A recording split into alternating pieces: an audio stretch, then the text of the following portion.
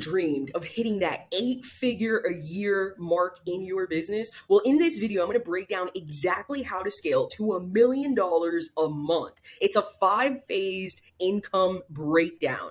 And there's a specific cheat code that if you acquire these 5 skills, it'll actually help you fly through the income levels. I'm excited to share this with you guys. And just to keep this very, very transparent, this is only for visionary entrepreneurs, the ones that can see some type of beautiful reality in their brain, and they want to go into the future and bring that reality to life in the present. Now, let's get into it. So let's go straight into the skill sets, the 5 skill sets that are going to completely transform the way you go through these income levels. So these are the 5 foundational skills, okay? And after diving into the vault of over 600 case studies, I've sifted through both the hard numbers and the stories behind the growth of companies and their founders. And guess what? A pattern started to emerge, and it was clear as day that the companies that were blasting off at rocket speed, they were helmed by CEOs wielding a toolkit of at least 5 essential skills. And here's the breakdown. So skill number 1 is that they were trend spotting wizards. These leaders could sniff out trends like bloodhounds and whip up offers that fit those trends like a glove. Skill set number 2 is that they were masters of attention. Whether it was organic hustle, outbound efforts, or slick ads, they knew how to grab eyeballs and keep them glued. Skill set number 3, community and system architects. They weren't just collecting data, they were building a fortress of attention, creating systems and community where every brick was laid with purpose. Skill set number 4 is content craftsmen. Sales assets weren't just collateral, they were weapons designed to nurture leads and spark intent on a massive scale. And skill set number 5, they were deal closers. Setting appointments and sealing the deal wasn't just part of the job. It was an art form that they had mastered. Now, let's talk about the other end of the spectrum, the bottom 10% of companies we've worked with struggling to break past those monthly income milestones of 10,000, 20,000, 30,000. Well, they were usually hanging their hats on the one skill that they liked, or worse, they're treating our collaboration like a scratch off lottery ticket, like pay an invoice and just cross their fingers for a windfall. And here's a cold hard truth: throwing money at services or products with the hope that they'll magically boost your income potential is like trying to catch fish in a desert. And the real game changer, guess what? It's you. And elevating your earning potential means leveling up, becoming more specialized, gaining depth in your skills. And for those sitting there thinking, I've got most of these skills down and I'm still not where I want to be. Well, hold up. There's more to this story. Now, knowledge isn't just about ticking boxes. It's about diving deep and applying what you know in ways that truly make an impact. So let's dive right into this next lesson: layers and levels of sophistication of knowledge. So I want you to strap in, because what I'm about to drop on you is the secret sauce that divides the ultra elite, the top 0.0001%, from everyone else. I've been down this rabbit hole for years, trying to crack the code on why people who share the same earth, breathe the same air, and can Google the same stuff end up on such wildly different paths in lives, and what they manage to pull off. Now, if we kick luck out and where you start your journey out of the equation, you'd think we'd all be able to hit the same targets with the same inputs, like some kind of human algorithm, right? Well, that turns out I was completely wrong. I was so off base about this, and it hit me like a ton of bricks. Knowledge isn't just a flat playing field. It's got layers, it's got levels, like some kind of cerebral inception. The deeper you dive into these levels, the more juice you squeeze out of the same piece of information. And it's all about leverage, baby. And here's the crazy part: if you're spinning your wheels, feeling stuck, it's probably because you're just skimming the surface. You're not digging deep enough.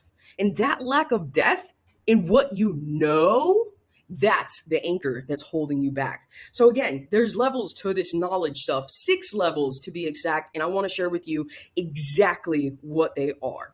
So level 1 is knowledge, right? 90% of people spend their time here. And although they've dumped a bunch of money and info into their brain, they are still pretty dumb because they have no edge over the rest of society. They know what everyone knows. And success is only created from information advantages. You get what I'm saying? Like, that's the only way to get ahead of the competition. You need an edge. You can't know what everybody else knows. You don't want to be stuck here. Most people that go to school and just get their diploma or something like that are stuck here. They believe that knowledge, you have no idea how many PhDs I talk to that are broke. They don't even make $300,000 a year. They're broke. They invested more into their education than whatever they're going to get out. You don't want to live there. All right, so level 2 is all about comprehension, understanding the things you're learning. And this requires you to have more curiosity, as you don't have to do it. You have to want to gain that depth of knowledge. And unfortunately, knowing and understanding won't get you paid either, unless you're a teacher at school. And this is where everyone stops. Okay, because it doesn't put you at risk. And I've personally done over 10 webinars and spent over 100 hours sharing the knowledge and helped thousands of people acquire the understanding. But only 1% of people attending these make something of themselves with the new knowledge and understanding. And that happens on the next level. So level 3 is all about application. So the worst thing that you can be is smart but broke. Okay, that type of person is that person because they're afraid of facing failure. So applied knowledge is where you start experiencing results, but also when you start being at risk. Imagine if I never quit my 9 to 5 and felt okay with taking that risk in order to apply the knowledge that I had been soaking up from millionaires. I'd be the smart entrepreneur, wannabe Laura Egocheaga, making $50K a year, picking up a girl in my $5,000 Honda and splitting the bill with her at dinner. And instead, I risked $50,000 a year and was okay facing failure as long as it allowed me to apply the knowledge and understanding I had acquired from the people who came before me. And I believe this is the layer that allows someone to scale past $10,000 a month. Now, the next level is analysis. So this is a higher order of thinking that is only achieved when you've collected data from applying knowledge. It goes beyond mere memorization or comprehension of information and focusing instead on understanding the deeper structure and meaning behind the data or concepts. And at this level, you're able to break things down to their smallest components and can see how everything affects everything, which in turn gives you control of the inputs. And most people at this level are rarely unable to scale past $30,000 per month.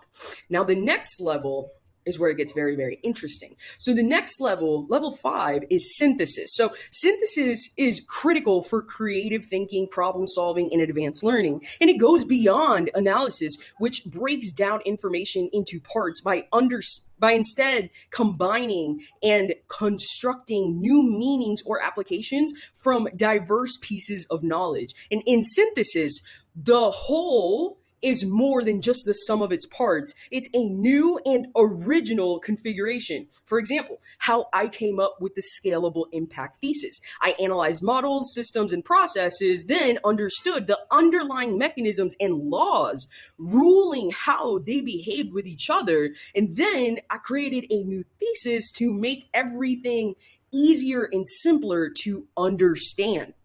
And the easier I make things for others, the faster that they can apply it and the faster that they experience results. And you can think of my video trainings as a way of walking you through the first 5 levels of learning. Okay. And then the next level, which is like when you know you're an absolute master at this knowledge stuff in depth, is level 6, judgment. So this is considered one of the highest, if not the highest level of cognitive skill. It's only achievable after you've gone through the first 5 levels. When you're at this level, you see truth. You become the one, like Neo in the Matrix. So here's some examples of people with judgment.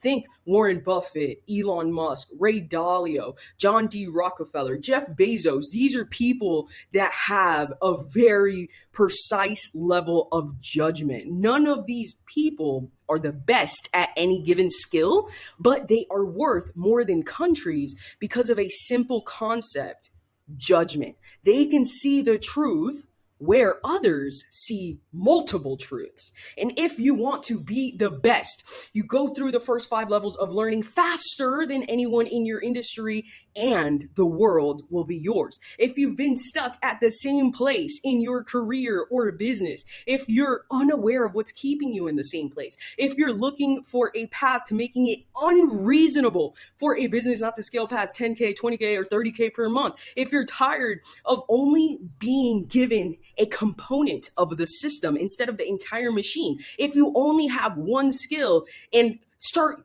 to realize that it's been commoditized, if your goal is to become sophisticated enough to not just command any price that you desire, but most importantly, to control your future, what I would say is book a quick 15-minute call with my team and let's find out if we'd be a good fit to partner together. We come in and install our systems to help you scale up client acquisition and retention for a successful 8-figure exit without you being stuck in the day-to-day ops. And this is not a good fit for just anyone, just like we covered. This is for the ones that are committed to taking the vision that only they can see and turning it into reality. Now, I wanted to preface this breakdown with this because I wanted you guys to understand the concepts and the skills that will make you going from 0 to 40K to 500K to $1 million a month. Okay, we're talking about monthly income here. Okay, so let's get this baby started. How to scale to $1 million a month. We got to start small, guys. So let's start with how to go from 0 to $40,000 a month. Now, phase 1 is the most critical part of all of this. It's creating a morning and evening routine. I know there's some people out there that hate on this, but I promise you, freedom is found in structure.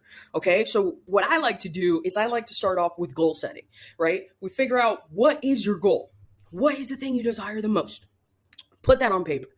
And then there's going to be one main obstacle that's going to stop you from getting to that goal. Put that on paper. Now give yourself a deadline of when you must accomplish this goal by. Put that on paper. And now what is the main action you need to do to hit that goal? Put that on paper. And now ask yourself, why? Why do I even want this? Guys, I promise you the journey you're about to embark on is the hardest thing you will ever do in your life. And if your why is not bigger than you won't ever make it. It's such a painful journey. Entrepreneurship is the most painful thing you could do to yourself. It's the most suffering a person can cause on themselves. And suffering is what actually makes entrepreneurs the most successful. Okay? So why? Why are you doing this? Your why has to be bigger than you, or else you won't make the changes in your behavior that are necessary for you to climb this income ladder. Once we've got that figured out on what your goals are and you've laid all that out on paper, we go into the B4 method. So this is what I recommend all of our partners get on with their morning routines. This has to be hit before going to work every single day. So what does that actually look like? So there's 4 components of this. Body being balance in business. Okay. So when it comes to body, it's like, get yourself moving, man. Like how many push-ups can you do? How many sit-ups? How many air squats can you get done?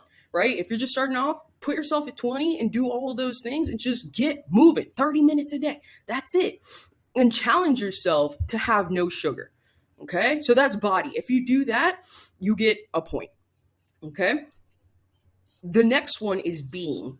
And this is very, very important because you need to be able to be aware. You need to be able to understand that your thoughts are not your thoughts. And you need to be able to pick and choose what thoughts. Because again, this is the most painful journey you're about to be on. And we're all connected to a higher consciousness that puts all of our thoughts together. None of our thoughts are actually our own. So when you get those negative thoughts in, you have to be able to separate yourself from your thoughts and be like, I am not willing to accept that.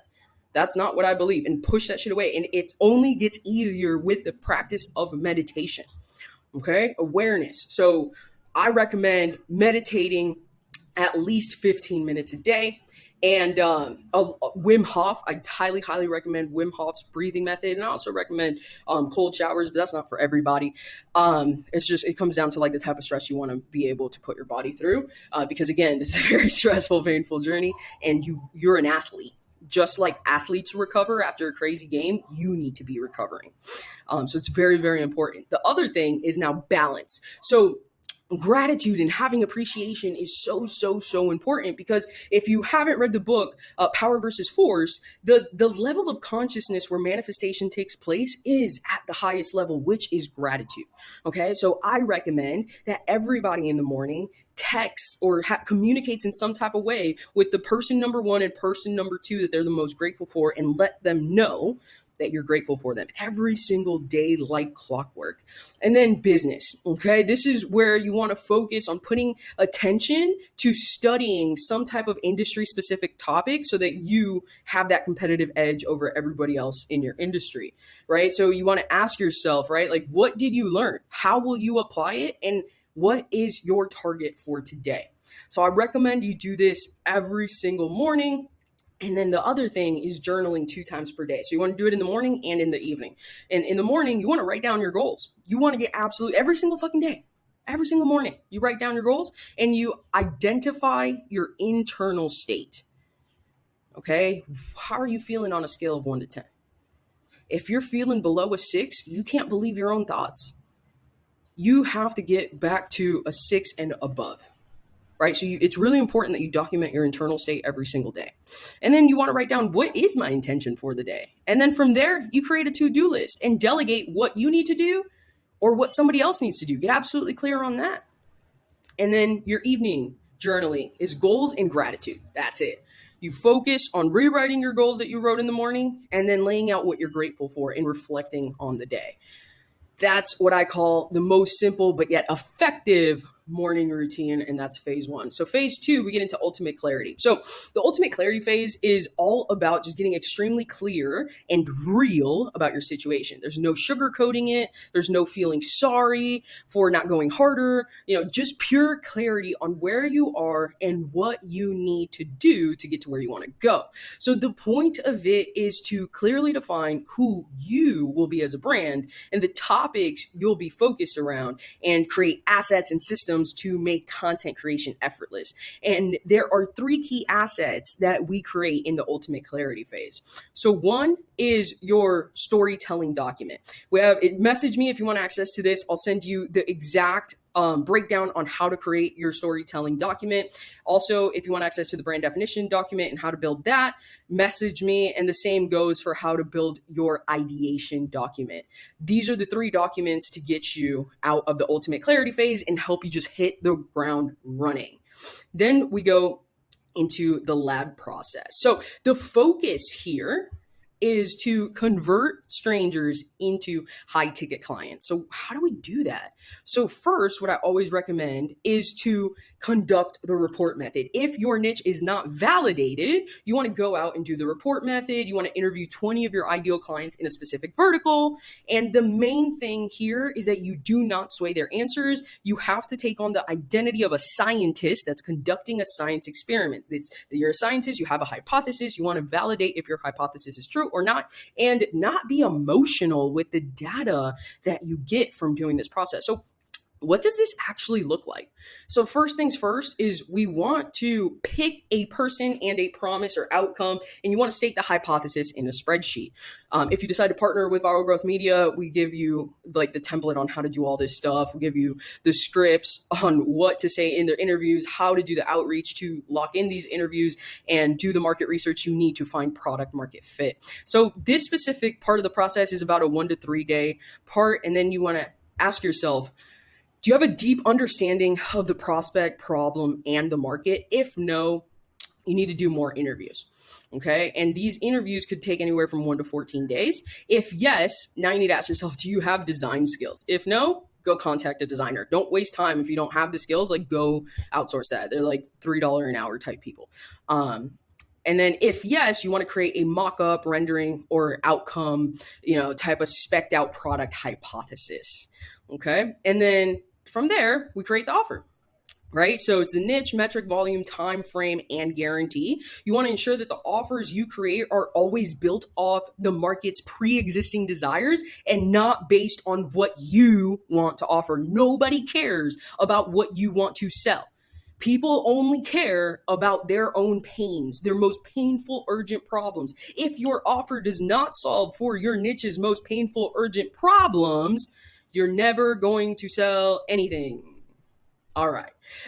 So then once you got your offer down, what we want to focus on is generating discovery and strategy calls. We want to be at booking 1 to 10 per day. Now, what does that actually look like, right? So first you got to ask yourself, do you have direct sales skills? If no, you need to go learn direct sales skills, right? This is going to take anywhere from 30 to 60 days. If yes, reach out to your network audience or a cold list and generate appointments using, mock-up and a message, right? Like a VSL mock-up that breaks down a case study or something and give them that promise and see if people bite. This takes anywhere from 1 to 30 days to fully do.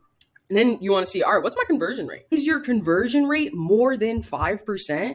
If no, you want to go back and learn more direct sales skills. If yes, you want to conduct sales calls and get commitment. And by commitment, I mean money from early evangelists for your specific solution. And then you want to ask yourself, is your conversion rate more than 10%? If no, again, back to the direct sales skills. If yes, you move forward in the process. Now, it's really, really important that we get to a 30% close rate and that you hold the qualifying frame. You only want to pitch people if they're qualified. Do not waste time pitching unqualified people because it's a net negative to the business. It's the worst thing you could possibly ever do to yourself is to pitch unqualified people because it just skyrockets your refund rate and your client success rate is going to fucking crash. Like it's not a good look. So it is really, really important that when you're in the lab process that you conduct the sales calls yourself. Don't outsource this. Like you need to be the one building out this process so that then we can bring people in. And when it comes to fulfillment in this stage of the business, the 0 to 40K a month stage, you want to do it yourself and hire some type of freelance work. So you want to ask yourself can you deliver on your current promise with your current resources? If no, you want to go in and raise seed capital and recruit engineers or a product person. That's like a 30, 90 day or more timeline. If yes, you want to create a manual process or simulation that delivers the outcome.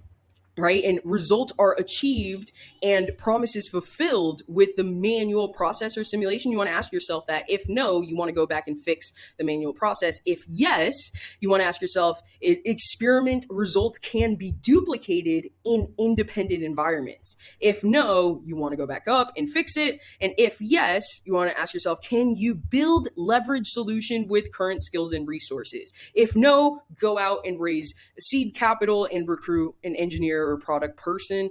If yes, you want to build product and leverage systems to increase efficiency of your manual process. This is your MVP, right? So, and then ask yourself, are results achieved with productized version of manual process or simulation?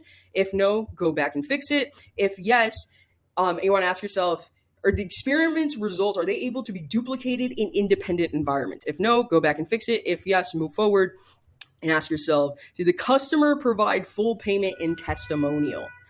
If yes, you move forward into the next phase. If no, you go back and fix your product. Okay? And by the end of completing all this, your Stripe account and your bank account should be looking like this.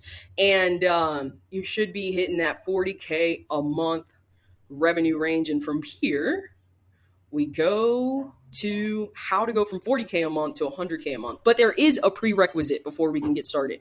The prerequisite before moving forward here is, do you have an offer that converts strangers into paying clients? If no, you go back here, okay?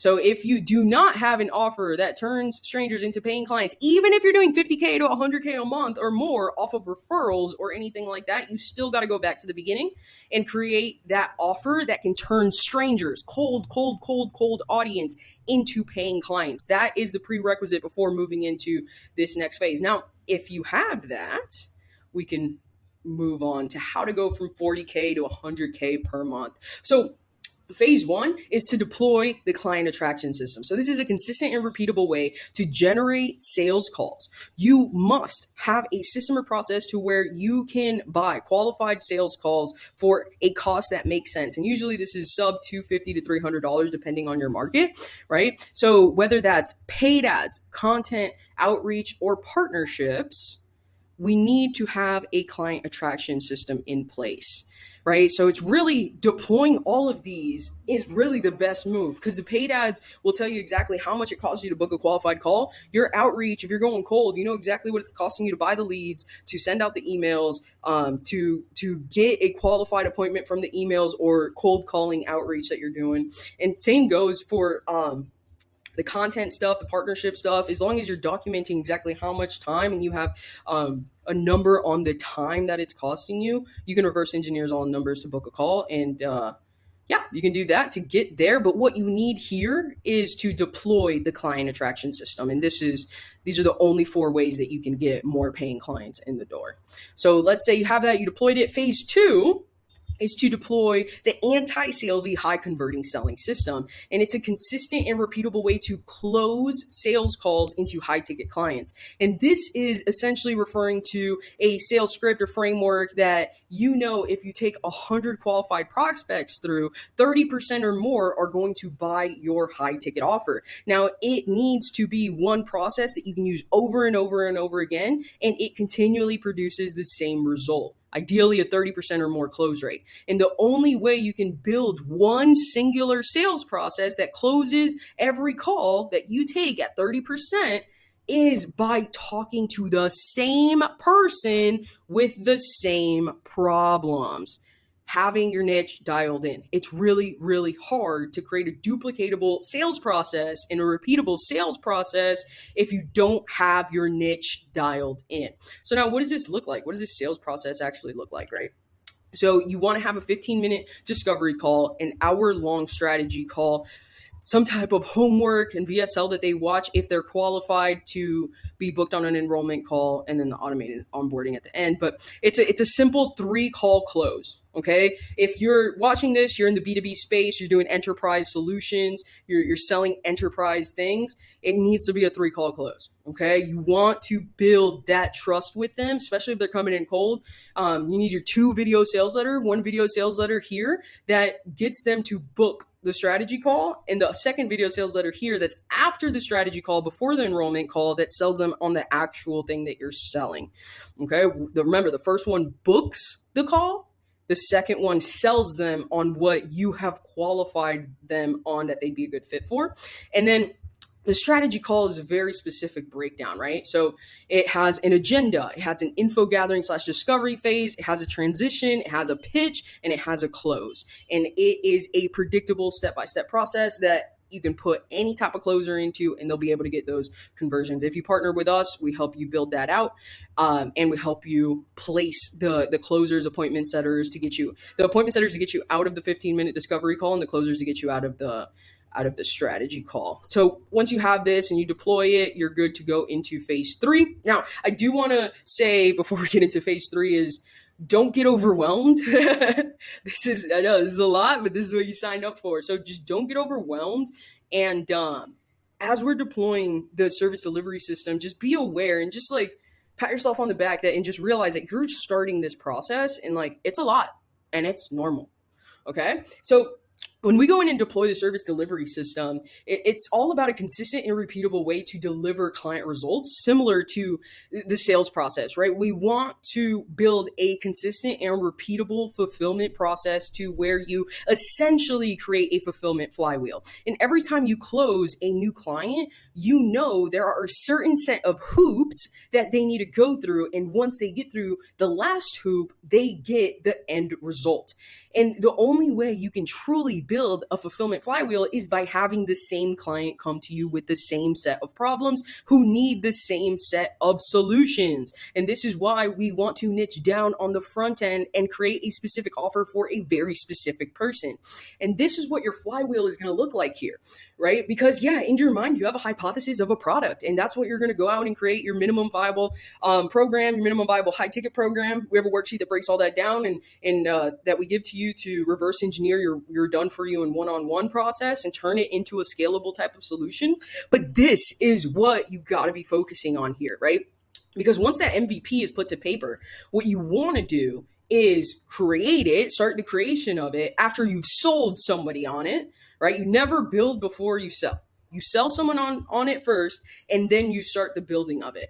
Okay. And as they're going through it, as the users are going through it, you want to collect feedback. You want to analyze the results. You want to handle any type of refunds. And then you want to iterate based on insights that you've been given by the users. And this is a continuous improvement flywheel. This never stops. We never stop iterating on the product. Okay. Now more than ever in this specific time, right? When you're first selling these solutions, it's really, really important that you consciously understand that this is not a finished product. This is your V1 beta, right? So it's gonna suck. And that's why I say, don't get overwhelmed. Just realize you're starting this process. It's all gonna suck. And you just cannot give up. Like, this is just the beginning. It's gonna get way better from here. It can't get worse.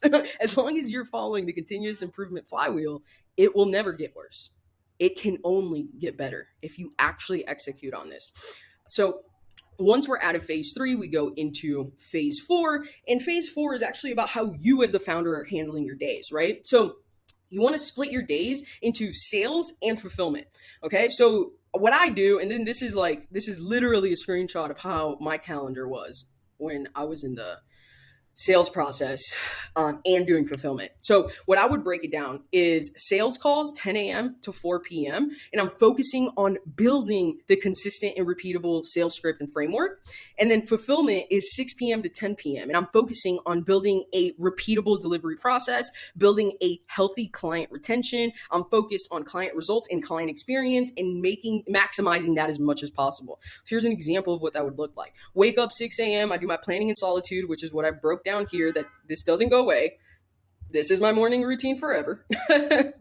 Only thing that changes is the goals and identifying this, like all these things. But we follow this no matter what income stage you're at, because that is what gives you confidence and it primes your brain every single day. But so what do you do? Wake up 6 a.m., planning in solitude, gym time, shower, sales team meeting. This is ops team meeting. This is like a daily thing. And then I'm having strategy calls. And then I have sales training, and at 6 to 10 p.m., I'm all about content creation. That's what your schedule is going to look like, and it's okay. It's okay. It's normal to feel overwhelmed. It's okay. You're going to be fine. You will survive. Okay, so once you've done that, you should be sitting pretty here. This is what your bank account should look like, and you've hit that 100K per month milestone. Okay, so now we go into how to go from 100K to 250K per month. Now, but before we go into here, there are prerequisites. So there's two things, right? So prerequisite is 1, you have consistent and repeatable way to close clients. And 2, you have a consistent and repeatable way to fulfill on clients. If no, boom, you're back here. Okay. If yes, we can go into how to go from 100K to 250K per month. Now, it's really, really important that what I'm about to walk you through, I would not do these at the same time. I would recommend to hire for whichever department is the most efficient and dialed in, and whichever one you like doing the least, really. This will allow you to get one off your plate, which frees up time to be able to go deeper into the other department. And once the initial department you hire for is running smoothly, then hire out for the second one. So I just wanted to preface that and also say, you will find yourself stretched thin at this stage and feeling as though everything is on the verge of breaking, or maybe it's already starting to break. And this is totally normal. It's okay. You're not alone. This is normal. Okay.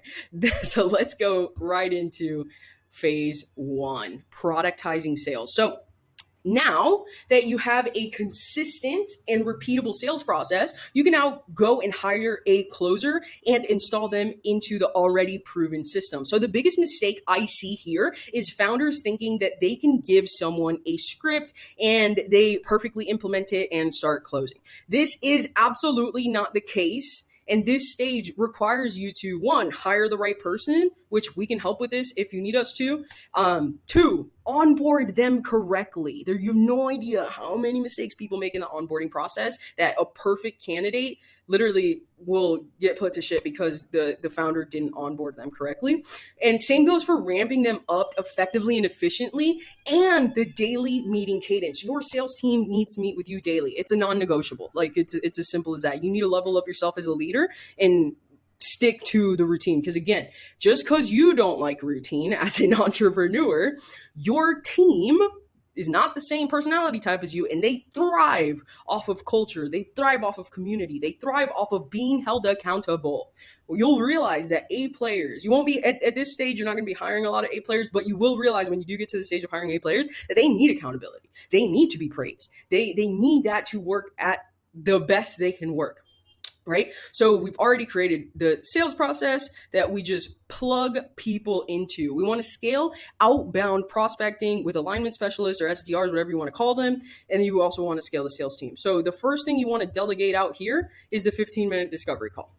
Okay, that 15-minute discovery call, we should have an alignment specialist and SDR already doing that. You only need to document like at least 10 successful discovery calls before you can delegate that out. Same goes for the strategy calls, and then you're like in there with them through that process. Like the closer is hopping on your calls while you're conducting it, like at least 5 calls, and then you want to let them take over slowly. What we do is we let them take over the agenda for a couple calls, and because the agenda is one of the most important things. So if they can master the agenda, we feel more comfortable on letting them take more control of the calls until they conduct one full strategy call by themselves with me just shadowing them and being there to support them.